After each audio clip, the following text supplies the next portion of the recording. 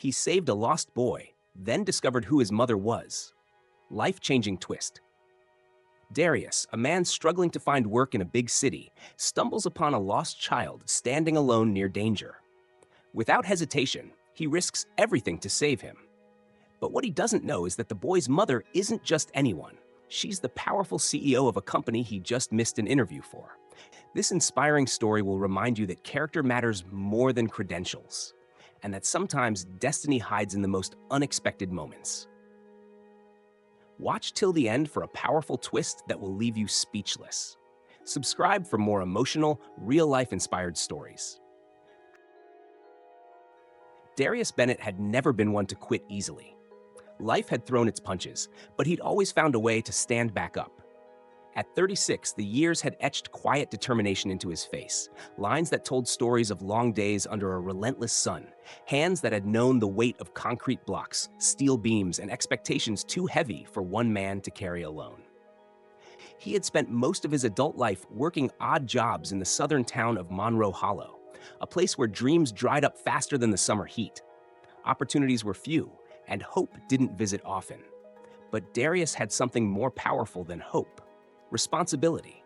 His mother, Evelyn, had sacrificed everything to raise him after his father walked out when he was just a boy. Now age and illness were closing in on her, and the hospital bills were relentless. The little money he made barely covered her medication, let alone proper care. So when Evelyn encouraged him to leave, promising she'd manage while he chased something better, he listened, even though it broke his heart to go. With one suitcase, a wrinkled resume, and enough cash to make it through the first week, Darius boarded a midnight bus bound for Crown City.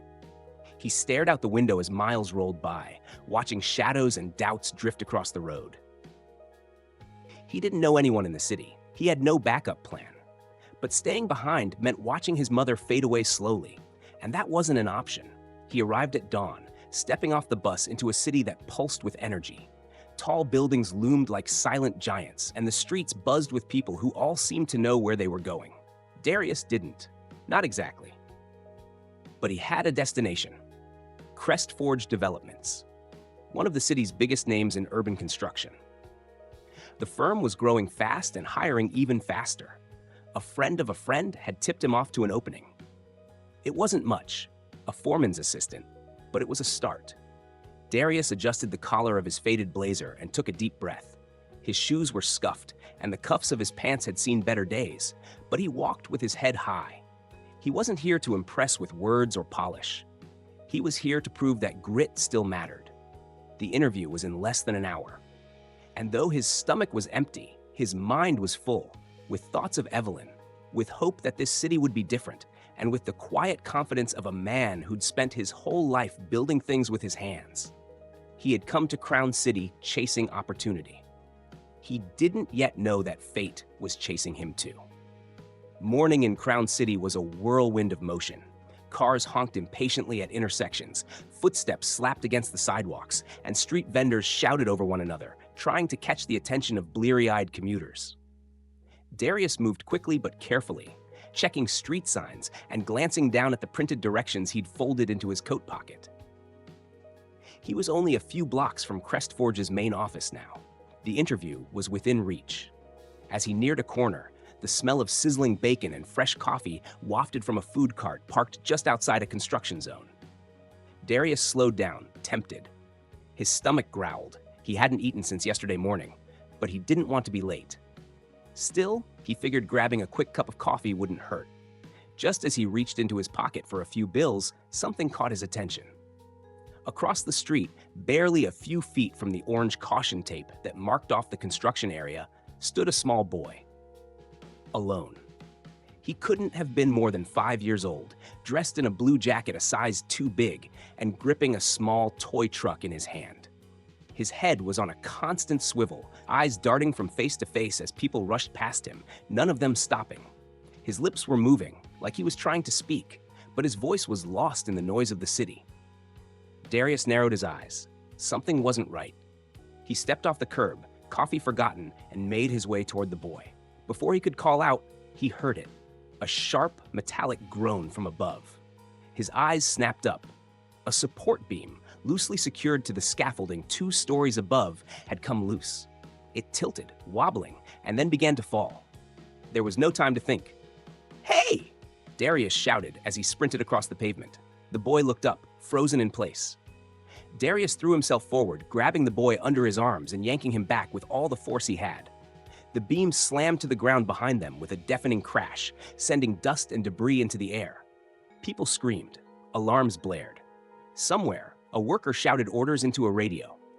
But in that moment, all Darius could hear was the thudding of his own heartbeat and the soft sound of the boy beginning to cry. "You're okay," Darius said gently, kneeling beside him. "You're safe now." The boy clutched the front of Darius's jacket with trembling hands, his tiny frame shaking from the scare. Darius wrapped an arm around him, steadying him. "What's your name, kid?" "Leo," the boy sniffled, wiping his nose with the sleeve of his jacket. "The driver? He was supposed to wait, but he left. I don't know where my mom is." Darius felt his chest tighten. A little kid, left alone near an active construction site. Anything could have happened. Anything almost did. He glanced at his watch. The interview was starting in 15 minutes. But right now, none of that mattered. He looked down at Leo, who was still clinging to his arm. "All right, Leo, we'll find your mom," he said, rising to his feet. "I promise." Darius stood on the cracked sidewalk, his heart still racing from the close call. Dust from the fallen beams swirled in the air behind him as bystanders murmured and scattered. The city didn't stop for much, not even a near tragedy. He looked down at the small boy still clinging to his side. Leo's face was blotchy from tears, his eyes red and wide. His tiny fingers were balled into Darius's coat, unwilling to let go. Darius took a breath and glanced at his watch. If he sprinted, he might still catch the final minutes of the interview. He could already picture the disappointment on his mother's face if he missed it. But then his eyes met Leo's again, filled with fear, confusion, and trust. The kind of trust a child gives when they decide someone is safe. And just like that, Darius made his decision. He reached down and hoisted Leo gently into his arms. The boy didn't protest. "Don't worry." "Yo," Darius said quietly, more to himself than to Leo. "We'll find her." He stepped back onto the curb and raised his arm to hail a taxi. Then another, and another. But none of them stopped. Drivers either didn't see him or didn't care to stop for a man in a wrinkled blazer carrying a child in the middle of downtown. After a few more failed attempts, Darius sighed and adjusted Leo's weight in his arms. Guess we're walking. Crown City was a maze of concrete, steel, and endless people. Darius navigated the crowded sidewalks with purpose, moving around strangers and street vendors while whispering reassurances to Leo. The boy finally began to speak in broken pieces. "She told him to wait. Mommy was going to a meeting," Leo said, resting his head on Darius's shoulder. "But when I came back, the car was gone." Darius frowned. "You don't remember the driver's name?" Leo shook his head. "Just a man with glasses. He said he'd be right outside, but he didn't come back. No phone, no wallet, no idea where his mom was. Just a frightened boy abandoned in the middle of the busiest district in the city." Darius tightened his grip. He couldn't imagine what kind of person left a child like this, not even by mistake. As he wove through the crowd, his mind drifted. Maybe this was the test life had thrown at him. Not an interview, not a suit and tie conversation in a glass office, but a choice. Help a child or help himself. And he'd already made his decision. For now, the job would have to wait. Because finding Leo's mother was the only thing that mattered. By the time they reached the north end of the financial district, Darius's arms ached from carrying Leo. The boy had grown quiet, his earlier panic giving way to exhaustion. His small head rested against Darius's shoulder, and though he didn't speak much, Darius could feel his little fingers still curled into the fabric of his coat. Towering skyscrapers loomed ahead, their mirrored windows catching the sunlight and throwing it in every direction. One building in particular stood taller than the rest, sleek, modern, and impressive, with the name Orion Heights displayed in bold letters across the entry arch. Leo stirred. He lifted his head, eyes widening. "This is it," he said softly, pointing at the glass doors. "This is where Mom works." Darius slowed to a stop, looking up at the high rise. Its lobby buzzed with activity, people in suits, phones pressed to their ears, walking with the kind of urgency only power seemed to demand. He wasn't sure what he had expected, but this wasn't it. This wasn't some local real estate office. This was corporate, elite. Still, he pushed through the revolving doors, stepping into polished marble floors and cool air conditioning that hit like a slap after the heat outside. Heads turned immediately as he walked in. A tall black man in a faded blazer carrying a child who looked entirely out of place in his arms. The receptionist at the front desk stiffened as he approached. "Can I help you, sir?" she asked, eyes flicking nervously between Darius and the boy. "I think this little guy belongs to someone here," Darius said, adjusting Leo gently. "His name's Leo. He says his mom works in this building." The woman's eyes widened, and she pressed a button beneath the desk. "Wait right here." Within moments, everything moved fast. Security personnel appeared from side halls, followed by 2 assistants with headsets. They asked questions, took Leo from Darius's arms, and began checking him over while calling someone upstairs. Darius didn't move. He kept his hands raised slightly, showing he meant no harm. His instincts told him to leave, but something deeper told him to stay.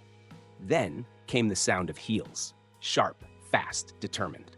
From behind the far elevator bank, a tall woman emerged, her presence commanding the entire lobby without saying a word. She wore a tailored navy suit, her dark hair pulled back into a sleek bun. The moment her eyes landed on the boy being held by one of the assistants, she froze mid-stride. "Leo?" Her voice cracked. The assistant barely had time to step aside before the boy wriggled free and ran to her. "Mom!" She dropped to her knees and wrapped him in her arms, holding him tightly as if she were afraid he might vanish again. Her face, just moments ago composed and unreadable, crumbled with emotion. She whispered to him, kissed his forehead, and looked him over, clearly checking to see that he was unharmed. Darius took a step back, heart swelling with relief. This was the moment he'd hoped for. He didn't know who she was. He didn't know how the driver had vanished or why no one had been looking for Leo on the street. But that wasn't his concern. The boy was safe now. Darius turned quietly and began walking toward the exit, ready to slip back into the shadows of the city. But he didn't get far. Darius had nearly reached the door when he heard her voice. Strong, direct, and laced with gratitude that couldn't be hidden beneath professionalism. "Wait." He stopped, hand hovering near the glass, and slowly turned. The woman, still clutching Leo in one arm, was now walking toward him, her heels tapping sharply on the marble floor. Her expression was no longer just that of a mother reunited with her child. It had shifted. Now something more curious, more aware. "You're not leaving without letting me thank you," she said. Darius offered a small smile and dipped his head. "There's really no need, ma'am. I just did what anyone should have done." "Anyone?" she repeated, raising an eyebrow. "You risked your life. You saved my son. That's not just anyone." She gestured for one of the assistants to take Leo, who hesitated but finally let go. The boy looked at Darius with the kind of quiet admiration only children carry, like Darius was a real-life superhero who had dropped out of the sky. Ava turned back to him. "Who are you?" He shifted his weight, suddenly aware of how out of place he looked in this building. Creased blazer, worn-out shoes, and tired eyes. "My name's Darius Bennett. I actually had an interview this morning for a site supervisor position at a construction firm." She tilted her head. "Which firm?" "Crest Forge," he began, then paused. "Well, actually, the offer came through a recruiter, but the HR address listed was for Monroe Urban Development." He let out a small, ironic laugh. "I guess that was your company?" Ava blinked. "You were one of our candidates?" Darius nodded. "I was supposed to be here 30 minutes ago. I saw Leo near the site, and when the beam came loose, I couldn't just walk past." For a few moments, she didn't say anything. Her gaze lingered on him, as if trying to piece it all together. Then her eyes widened slightly. "The HR team told me one of the applicants didn't show," she said slowly. "A man named Darius Bennett. That was you?" He rubbed the back of his neck, clearly uneasy. "Yeah, I'm sorry about that. I understand if the position's already been filled." But Ava just shook her head, a slow smile forming on her face. "No, it hasn't." He blinked, unsure how to respond. "I run this company," she said, walking closer. "And I don't just hire resumes. I hire people I believe in. And after what I've seen today, I'd be a fool to let someone like you walk out of here empty-handed." Darius stared at her, stunned. "You're offering me the job? Just like that?" She nodded. "You've already proven your judgment, your courage, and your character. That's more than most people show in a 3-hour interview." She extended her hand. "Welcome to Monroe Urban Development, Mr. Bennett." He looked at her hand for a moment before taking it, his grip firm, a mixture of disbelief and quiet pride rising in his chest. Sometimes life didn't follow a plan. Sometimes it rewarded the moments that couldn't be scripted. Darius reported for work the following Monday, dressed in clean clothes, freshly pressed, and carrying a quiet fire in his chest. Ava had cut through the usual red tape, trusting her instincts over formalities. Some in the company raised their eyebrows. No resume, no formal interview, no standard background process. But Ava didn't flinch. She had seen something in Darius that couldn't be measured on paper. From day one, he showed why her gamble wasn't a gamble at all. The first project he was assigned to was a mid-sized housing development on the city's west side. The site had been delayed twice, plagued with communication issues and discontent among the workers. Darius stepped onto the grounds with no fanfare, just a hard hat, a notepad, and a mindset on getting things done. What he brought to the crew was rare. He didn't bark orders or try to prove himself with empty authority. Instead, he listened, really listened, to the men and women who had been overlooked, disrespected, and pushed around by supervisors who only saw numbers and deadlines. Darius remembered every name. He asked about their families. He stepped in to do the heavy lifting when it was needed. Slowly, the culture on that job site began to change. He wasn't the most educated man in the room, but he was the most respected. When a contractor missed a crucial deadline, Darius didn't pass the blame. He gathered the team, laid out a new plan, and worked overtime with them to get back on track. When an accident almost sidelined an older crew member, Darius sat beside him in the hospital, making sure his family knew he was okay. Within 3 months, that troubled site was ahead of schedule and under budget. Word spread quickly through the company about the new hire who didn't just build structures. He built trust. Ava watched it all from a distance.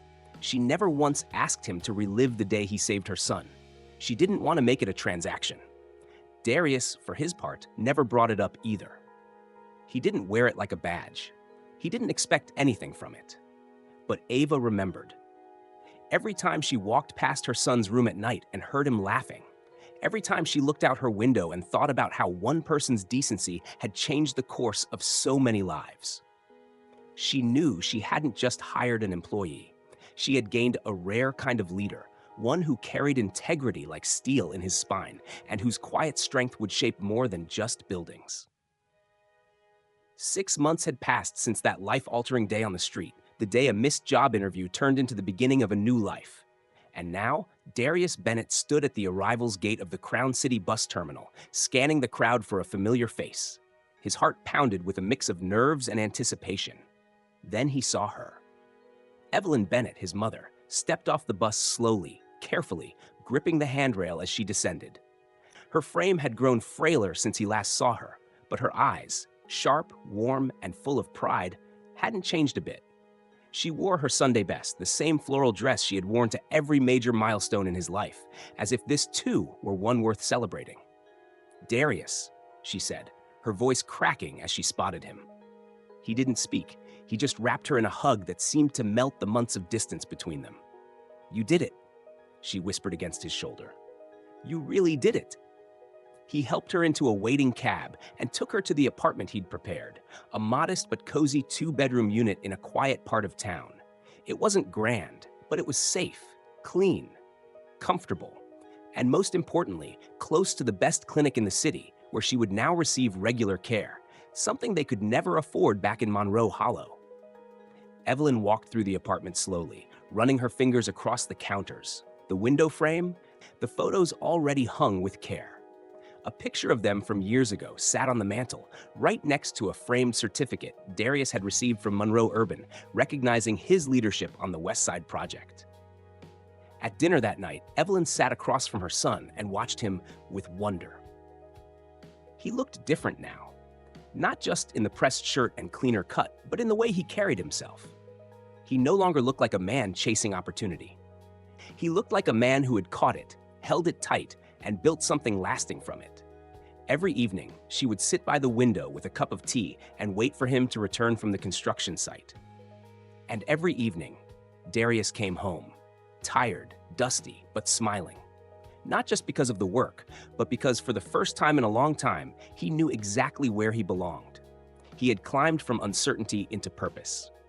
And he had kept his promise, not just to her, but to himself. Life has a way of measuring people, not by the titles they carry or the suits they wear, but by the choices they make when no one's watching. Darius Bennett didn't have an impressive degree, a powerful network, or a silver spoon background. What he did have was heart, a deep, unwavering sense of what was right. And when faced with a choice between chasing an opportunity or protecting a child, he followed his instincts. He never planned to be a hero.